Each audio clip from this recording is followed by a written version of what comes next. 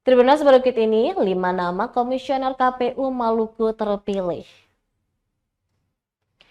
Komisi Pemilihan Umum Republik Indonesia telah mengumumkan hasil seleksi calon anggota KPU Provinsi, termasuk 5 calon anggota KPU Provinsi Maluku. Penetapan calon anggota KPU terpilih itu tertuang dalam Surat Keputusan KPU RI nomor 365 tahun 2024 tentang penetapan calon anggota Komisi Pemilihan Umum Provinsi Maluku dan Komisi Pemilihan Umum Kabupaten Kota pada 37 kabupaten kota di 10 provinsi terpilih periode 2024-2029. Keputusan KPU RI itu merupakan hasil seleksi yang dilakukan oleh tim seleksi terhadap para calon komisioner KPU Maluku sebelumnya. Komisioner KPU Maluku terpilih ini akan bertugas menyelenggarakan pemilu dan pilkada di Provinsi Maluku selama periode 2024 hingga 2029.